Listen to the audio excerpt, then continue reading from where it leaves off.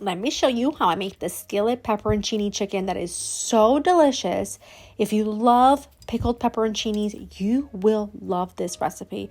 The only suggestion I'll make is that you double the sauce because you're going to want extra sauce to serve with some angel hair. It's so good. You take some chicken breast, salt and pepper both sides, really easy. And then while that happens, just set that aside for a second while you go ahead, slice and dice some shallots and some garlic. I'm using shallots for this, but you can also just use like a half of a yellow onion, a half of a red onion, whatever you have.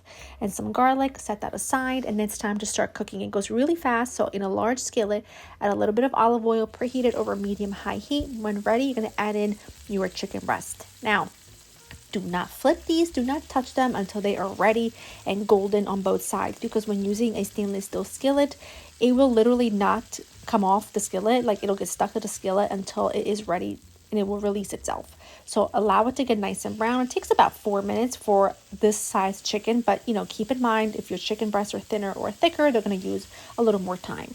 Once you flip them on the second side, I go ahead and just add in the shallots and garlic, and I let that second side sear while the shallots and garlic cook down. It just takes a few minutes, and once it's there, you're going to come in here with your chicken stock, your heavy cream, your Italian seasoning, and this is the suggestion I'm going to make for you. Double the amount of chicken stock, double the amount of cream, because I'm telling you, you're going to want to have extra sauce to serve along something like an angel hair, a mashed potato, something starchy. It's just so delicious.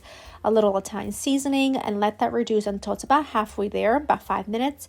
Then come in with some Parmesan cheese. I had some in a container and then some I just sprinkled in, along with your pepperoncinis, and you're going to add them at this stage and then put it back on the stove top and let it simmer for another 5 minutes or until the sauce reduces and thickens. And oh my gosh, it is just so delicious. I can't even really explain it. It's like creamy and sweet and parmesan-y and spicy. It's just like divine. Fresh parsley for the top, and that's pretty much it. It comes together in literally 20 minutes and it's so good.